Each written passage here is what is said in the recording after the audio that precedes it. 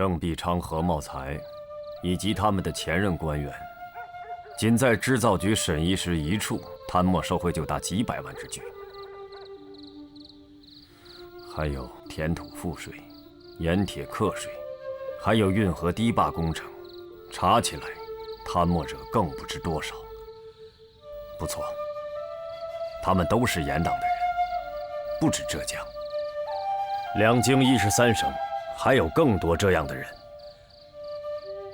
他们为什么就能够20多年私行贪墨而愈贪愈烈？就是因为在他们的前面，还有更多挥霍无度之人。从大明朝开国至今，亲王、郡王、皇室宗亲遍于天下。按照规制，一个亲王1年就要供禄米5万担，钞25000贯，锦缎40匹，贮丝300匹，绢500匹，纱罗1000匹，东部1000匹，下部还要1000匹，其他各种开支更是不胜枚举。你们算过没有？一个亲王耗费国帑便如此之巨，那么多的皇室宗亲，耗费的国帑又是多少？这些皇室宗亲、宫中宦官各级官吏所兼并之田庄，占天下之半，皆不纳赋。小民百姓能耕之田，不及天下之半，却要纳天下之税。这更是人人皆知，人人不言。就拿浙江而言，每年存留粮米62万9千担，可供给皇室宗亲府衙禄米却要123万担，以2年存留之粮尚不能供皇室府衙1年之禄米。北方安胆年年侵犯，东南倭寇年年肆虐，危及天下。可将士的军饷粮草却要东挪西凑。这些事情，如果只参贺严嵩、参贺严世蕃，能说得过去吗？就像谭大人所言，历来参贺严党者，都因牵涉皇室，反离其祸。我看，恰恰相反。就是因为他们只敢参严，不敢直言天下之大弊，才使得严党能够藏身大弊之后，肆行贪墨而不倒。天下大弊不革，倒了一个严党，还会再有一个严党。严党要参，皇上要见，治军父为尧舜，免百姓之饥寒。君为轻，社稷次之，民为重。这样的道理，我不明白，为什么就不敢向皇上进言？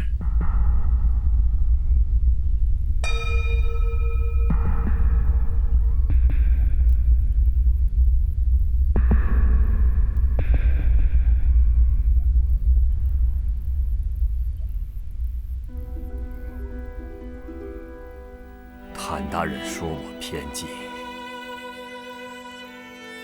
这就是我的偏激。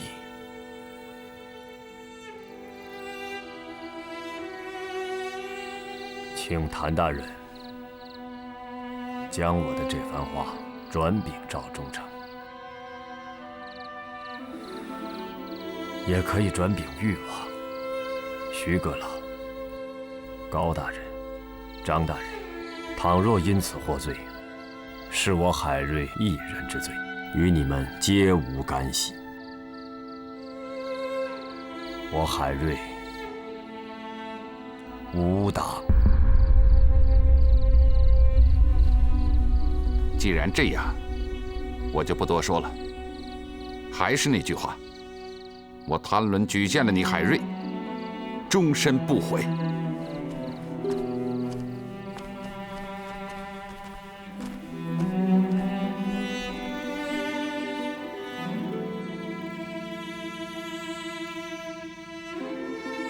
刚峰兄啊，刚峰兄，你这么做，弄得我也得找人托孤了。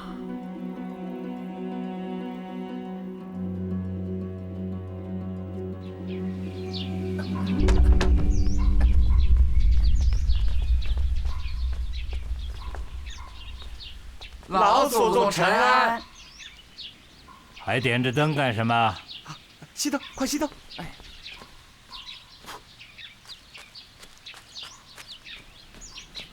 是不是打量着宫里有花不完的钱？有你们讨饭的日子。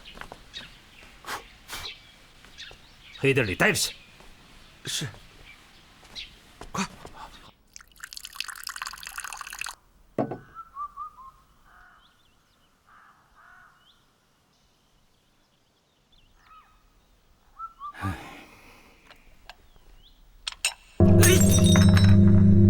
浙江到底要干什么？严嵩、徐阶到底要干什么？要咱们5个人的头呗。杨金水已经下令抓了，上一届经贸局还有宫里好些人都在查办了，他们还想把事情往宫里扯，往皇上身上扯，大不了宫里这10来万人都砍了头呗。前面在打仗，国库里又空着，真不明白为什么这些人还要这样斗啊！严阁老和小阁老他们就算做得不像话，可现在还得靠着他们在前面顶着，已经拿郑必昌、何茂才他们开刀了，还要查什么毁堤淹田，查什么井上14郎，这样赶尽杀绝，你把胡宗宪也扯进来，浙江的仗还打不打了？现在置气已经晚了。这样的供词，万不能给主子呈上去。你们说该怎么办吧？干爹虑的是，像这样的供词，若是呈到主子万岁爷那儿，那便是要逼着主子下决断，兴起大狱。可眼下这个时候，主子怎么能下得了这个决断呢？这样让主子做难，那我们这些人倒是真该死了。干爹，这个难，咱们得担起来。他们这些个家大业大的，还不如你一个没家的人小事啊！去把供词给我拿过来。可这事儿也不能把咱们5个人全扯进去。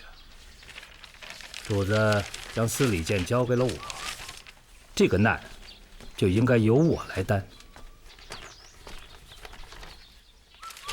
主子已经有21天没修手脚了。锦儿，干爹，今儿上晌，你去替主子把指甲给修了，活儿越细越好。好，给我腾出2个时辰，别让主子叫我。儿子这就去。不急，海瑞和王永吉审的这2份供词，我得给2个人先看看。陈公公，干爹，您还是叫我儿子吧。啊，你是首席，平时我得尊着你一点儿，今天我就叫你红儿吧。儿子在。给赵贞吉的吉地，你立刻写，问他，将这样的供词呈上来，是呈何心呢？等我回来，再将这2份供词一同800里吉地浙江，命赵贞吉、海瑞、王永吉重审。儿子明白。倘若干爹到时候没回来，皇上问起这个事儿，儿子怎么回话？这几份供词也不能全都瞒着皇上，主子要真问起来，就把赵贞吉和谭伦他们审的那2份给皇上呈上去。那个时候我的事儿也该办完了。主子要问什么话不好回答，只管往我身上推就是了。干爹放心，能拖，儿子一定拖到干爹回来。打个招呼，这里的事儿有1个字透出去，立刻打死。儿子明白。快卯时了，立刻叫9簇面局找一坛嘉靖元年窖藏的花雕，搁到我轿子里。我要出宫。儿子马上去办。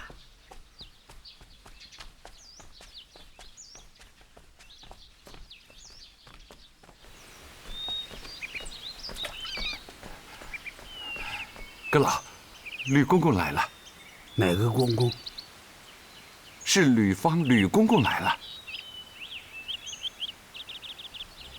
吕方怎么也学会走后门了？啊，去！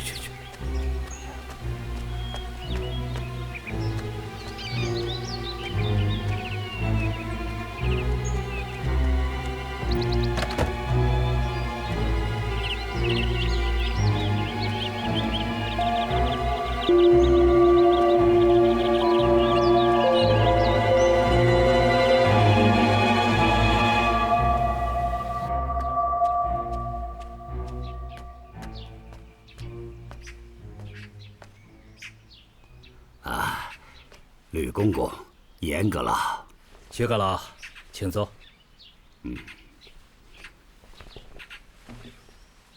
这坛酒是嘉靖元年的窖藏，皇上就是那年入籍大统，咱家也是那年开始跟着皇上，一眨眼40年了。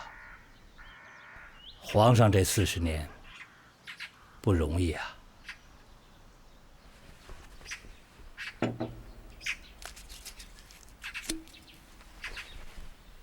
严阁老这20年不容易啊。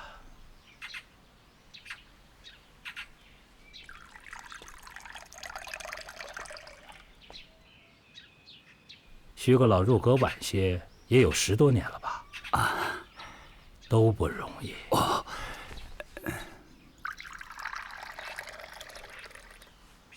至于咱家，皇上身边一个奴婢，更不足论了。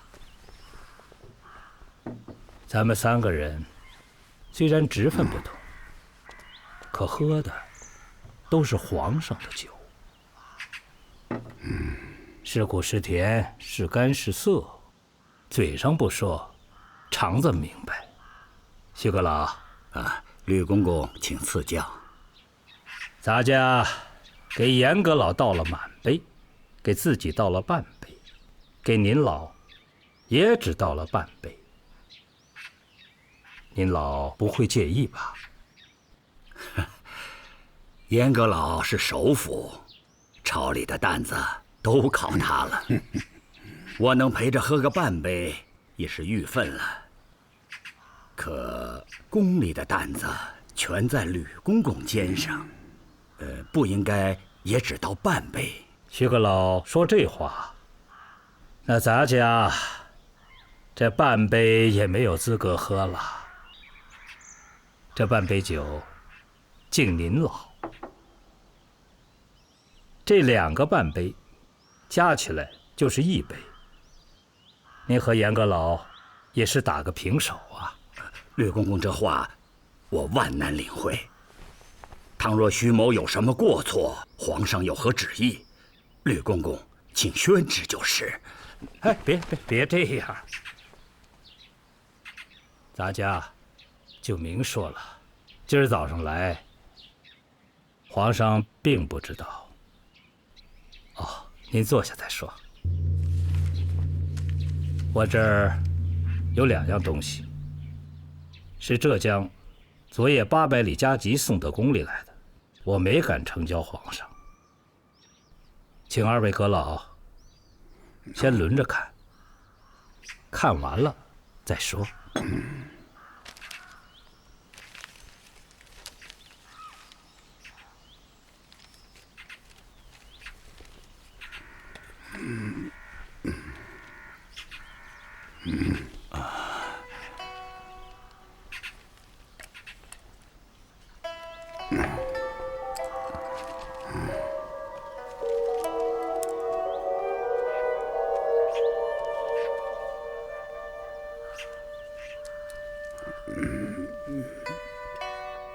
10载，嘉靖帝洗脚的木盆一律用刚爆好的松木板做成，既不许上漆，也不许抹油，一只木盆只用一次，原因是嘉靖喜闻热水倒进松木时透出的木香。主子，洗脚了。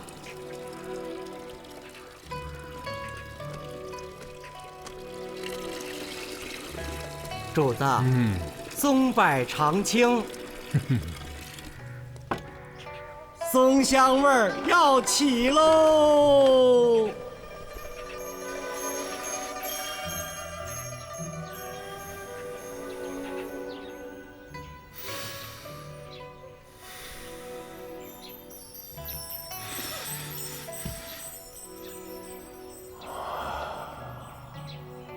主子，咱们热脚喽！好，来。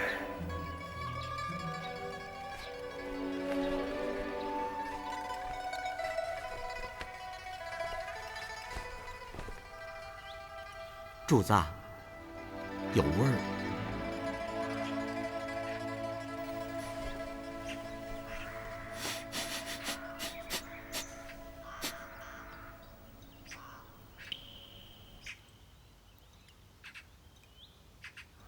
什么味儿？主子是仙体，那自然是仙味儿喽。好奴才，你这张巧嘴。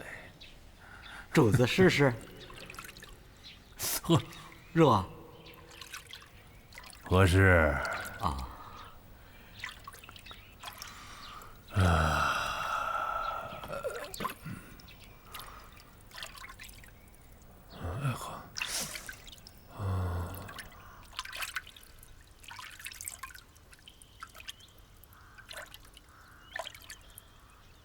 黄简啊，奴婢在。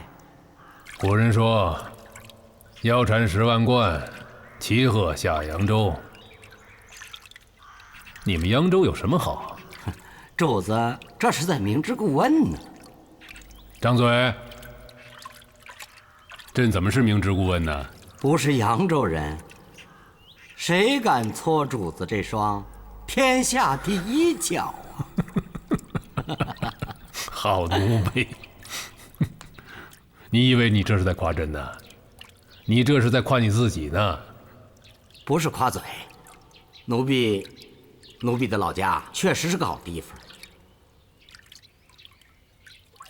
都说天子富有4海，可是像奴婢的老家，还有南京啊、杭州啊、苏州那些天堂般的地方，主子万岁爷竟然连一处都没去过，奴婢都替主子委屈。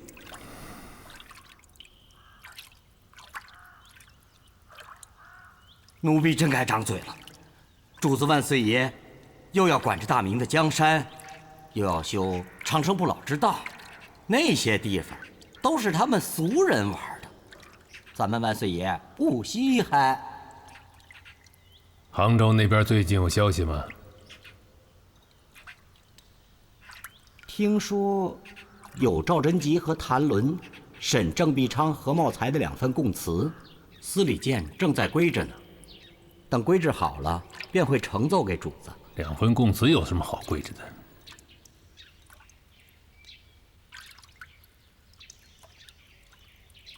谁在归置？今日是陈洪当值，应该是陈洪在归着。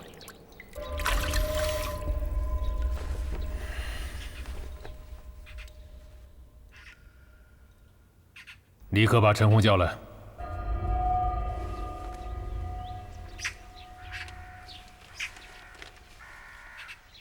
上奏吧。真如郑必昌、何茂才所言，是严世蕃他们叫浙江会敌盐田，还敢同我，就应该满门抄斩。徐阁老，严阁老的话你都听见了吧？证据何在？这话说得好。何茂才在口供里扯出严世蕃，又扯出了杨金水，问他证据，却说烧了，这显然是在攀扯。一个指使他的疯了，另一个指使他的又没有证据。浙江却将这样的口供呈上来。徐阁老，若皇上看了这个口供，倘若叫您老去彻查，您能查出什么来吗？没有证据，谁也无法彻查。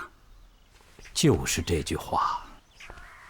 5月兴安江发大水，9个县堤坝坍塌，其原因就是杭州府、淳安县、建德县，还有河道衙门贪没了修堤公款。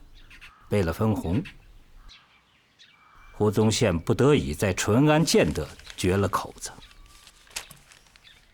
淹了1个半县，救了7个半县呢。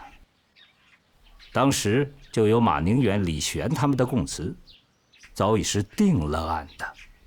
现在那几个人都斩了，浙江又扯出另外一个说法，扯出了严世蕃，扯出了杨金水，这都可以慢慢的查，但牵涉了胡宗宪怎么办？东南在打仗，总不成这时候将胡宗宪也荐送京师，明白回话，让倭寇把浙江全占了。此事与胡宗宪毫无关联，也无需牵扯宫里的人。要查，就查严世蕃吧。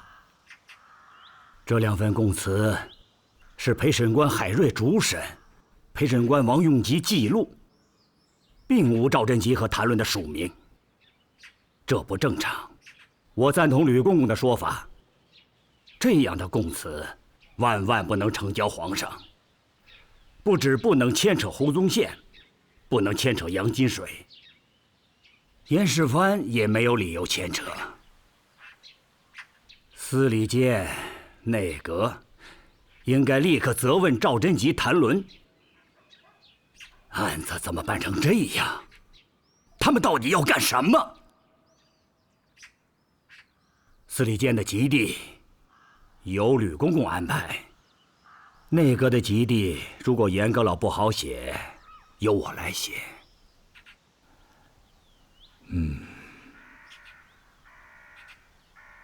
话说到这个份上，那咱家也表个心意。严阁老几十年喝的都是一杯酒，那就是皇上这杯酒。徐阁老难一些，既要喝皇上的酒，又要喝百官的酒，2杯酒不好喝呀。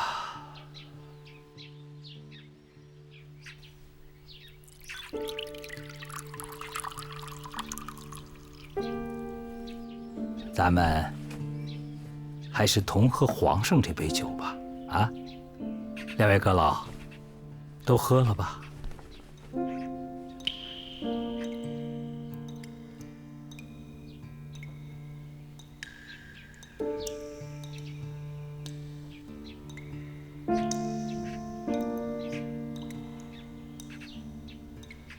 不回话，那就不用回了。滚犊子吧！回主子万岁爷，奴婢这就回话，如是回主子的话。只是望主子体谅老祖宗，也是一片苦心。谁的老祖宗？谁家的老祖宗？我大明朝只有太祖、成祖才是老祖宗。你们哪儿又找来个老祖宗了？奴婢糊涂，奴婢混球，奴婢这就将这张臭嘴给撕了。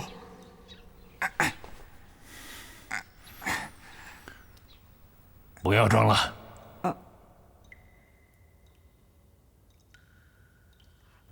吕方怎么跟你们说的？都瞒着朕在干什么？回主子万岁爷，浙江800里加急递来几份供词，吕方只让奴婢将谭纶、赵贞吉的供词呈给主子，还有海瑞、王用吉审的那2份，他自己带着去见严嵩和徐阶了。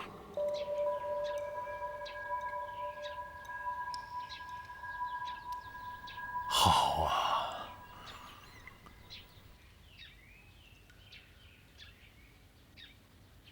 3个人联手蛮阵了。杨金水已经在押往京师的路上，到京以后，皇上就会审他。那时候，可能咱家连空杯子都没得端了。可是大明朝现在不能没有严阁老，也不能没有徐阁老。只要2位阁老和衷共济，天下就乱不了。就算不是为了自己的身家，为了皇上，为了大明江山，2位阁老还不愿意喝下这杯酒吗？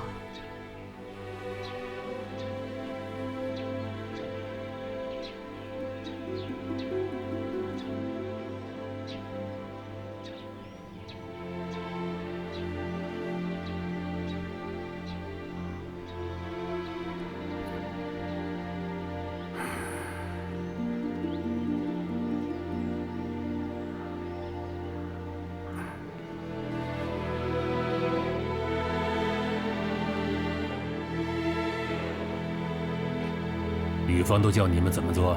回主子，吕方叫奴婢用司礼监的急递，连同另外2份供词发回浙江，命赵贞吉另外弄2份供词，再呈给主子看。好办法，好办法，就照他说的去做。奴婢万万不敢。朕叫你敢！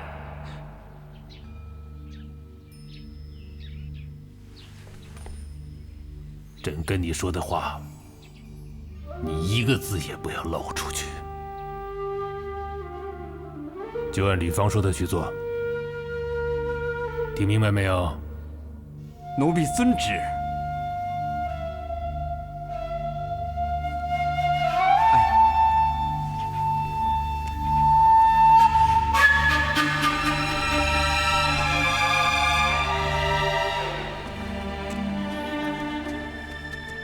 干爹，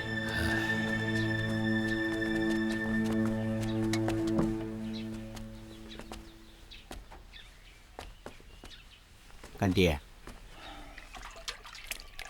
主子那边怎么样了？哎，你们怎么都在这儿啊？回干爹，开始是黄公公伺候主子，不知为何主子问起了杭州的事儿，叫儿子过去。你是怎么回话的？当然是照干爹吩咐回的话。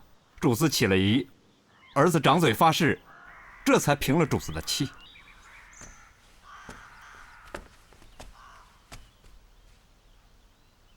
你们的差也不好当吧？基地写好了吗？写好了。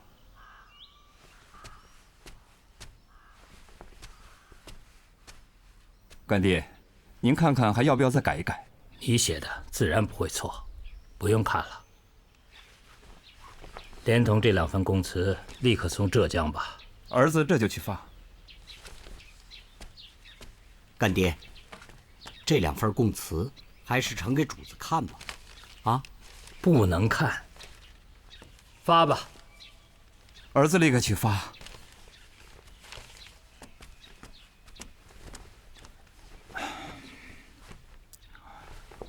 干爹，有吃的吗？饿了。哦，我去拿。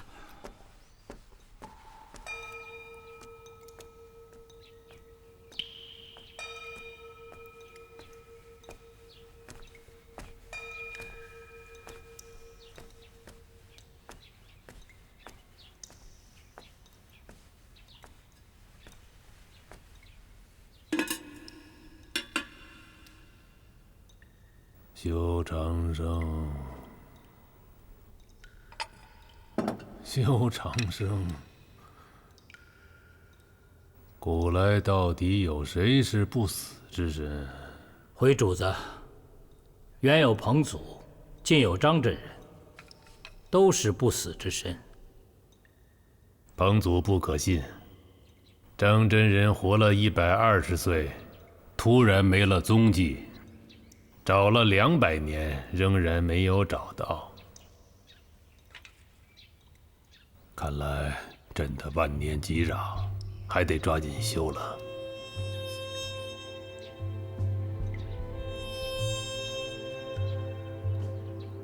你是跟了朕40年的人了，朕的万年吉壤派别人去，朕不放心。把司礼监的事儿交给甄红，你今天就去看看朕的吉壤修得怎么样了。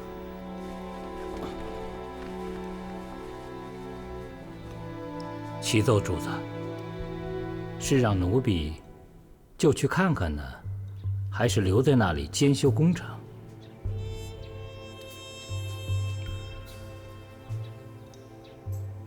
好些事儿都是你自己做了主算，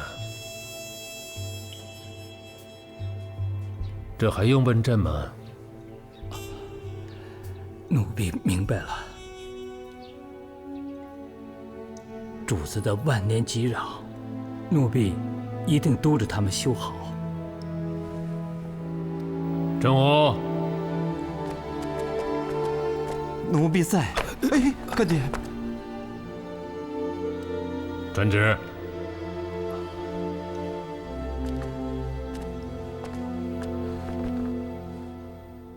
是。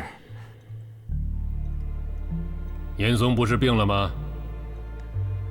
那就叫他回家养病去吧。叫徐阶搬到内阁纸房来，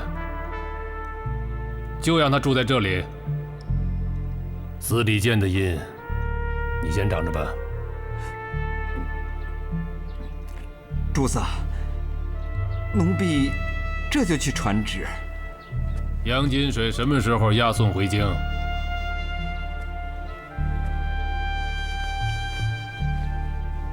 回主子，每天按120里走，要1个月才能押解到京。每天多少个时辰？回主子，每天当然是12个时辰了。12个时辰就走120里路吗？回主子，奴婢明白，奴婢这就派吉地通报，命他们日夜兼程，一准在半个月内将杨金水押到京师。那朕就闭关半个月。杨金水什么时候押到？你们什么时候奏朕出关？主子放心先修，奴婢一准在15天后的辰时奏请主子出关。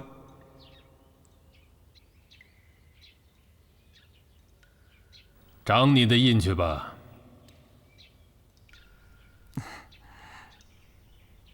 回主子，印是主子的，奴婢哪里敢长？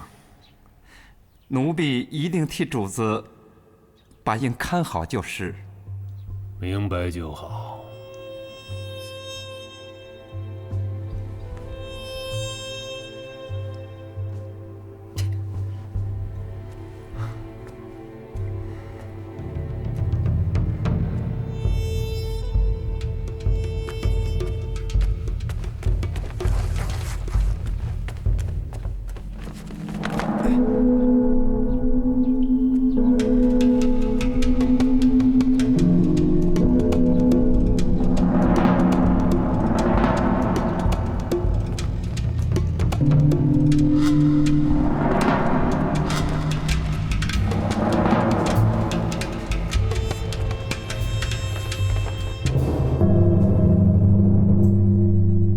内阁当值，这些日子就不回家了。家人记住了，再清点一下，看落下什么没有。不要清点了，这就走。是，伺候老爷入阁。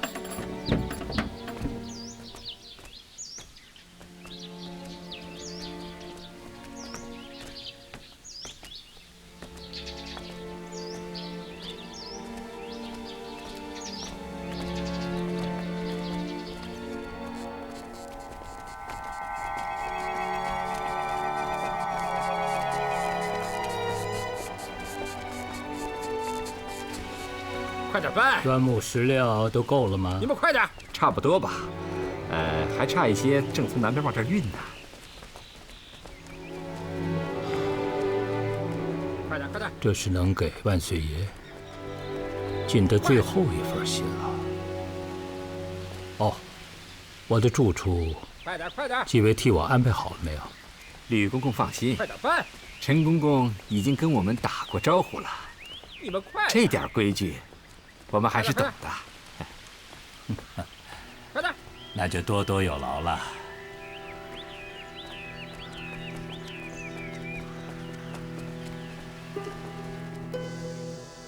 3个元老，1日之间，首辅奉旨养病，次辅奉旨搬进内阁职房，司礼监掌印太监却被派去修吉壤，而皇上在这个时候又突然宣布闭关，各部衙门的例行公事虽日常办着，公文案牍一时却不知由谁缥睨批红。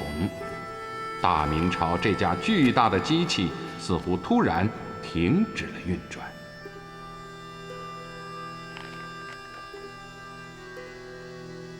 高拱和张居正有多长日子没来了？有20几天了吧。诸子语类有好几处还是弄不太明白。徐师傅操持内阁的事也来不了。我想今天是不是叫高拱和张居正来讲讲书？都是皇上派给王爷的师傅，按理说请他们来讲书，也是名正言顺的事情。可今天，是不是不叫为好啊？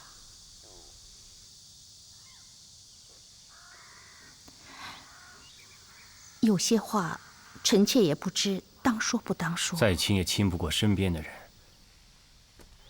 你们家那么贫寒，好不容易父皇恩赐了10万匹丝绸，因为我又都退了回去。我那时又在气头上，就那么说了你几句，事后也不是滋味儿，你却一直挂在心里。像今天遇到的这件事儿，祸福全然不小。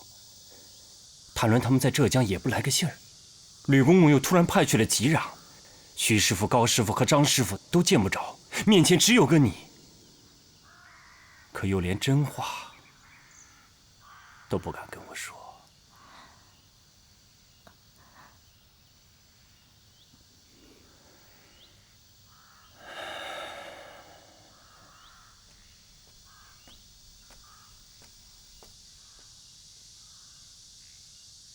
说句灰心的话，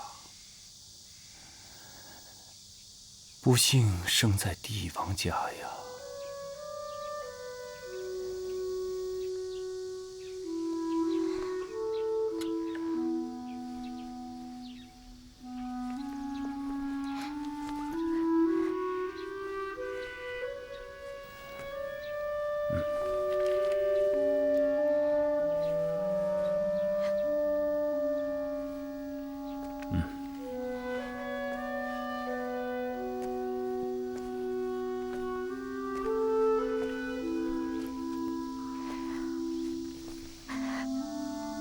你看，我才说了几句，你又这个样子。王爷千万不要这么说，以前的事都是臣妾的错，千条理万条理都没有跟王爷使性子的理。王爷今天这样说了，往后有什么话，臣妾都会跟王爷直言。譬如眼下这件事，王爷的心思，臣妾也知道。王爷心里揣着我大明的江山和百姓，那既然这么久都熬过来了，徐阁老、高大人和张大人，到该来的时候自然会来。好些事情，你想他是这样，不想他也是这样。只有一条，王爷一定要记住：父皇只有王爷这一条根。祖宗的江山社稷，终有一天要靠王爷担起来。王爷千万不要把什么都放在心里，伤了身子。臣妾要是说的不对，就当臣妾没说就是。说得好，说得很好。往后有什么话，都这样跟我说。啊，听你的，我不再想了。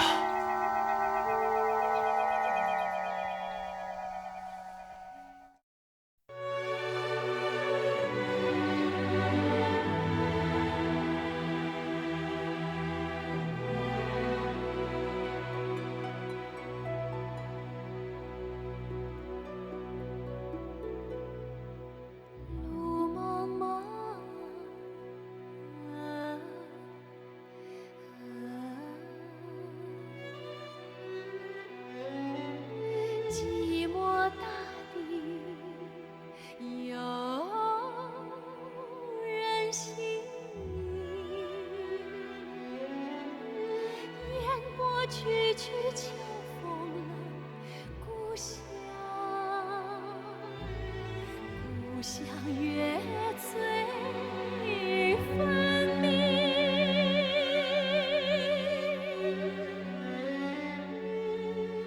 但愿记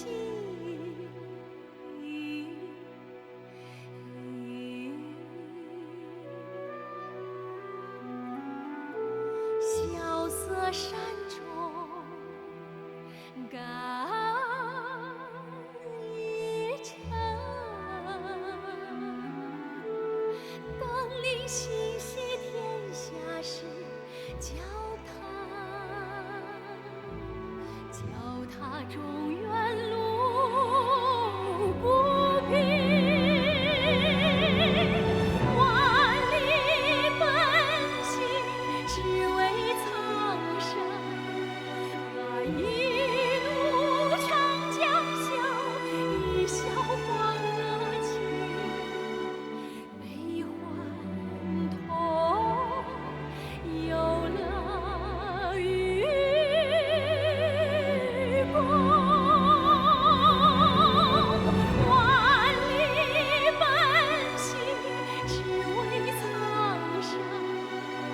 一路长江笑，一笑黄河清。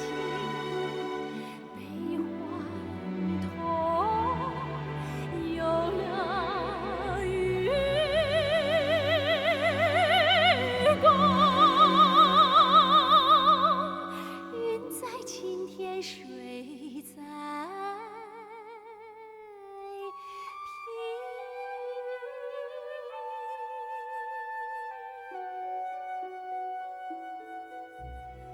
天一明，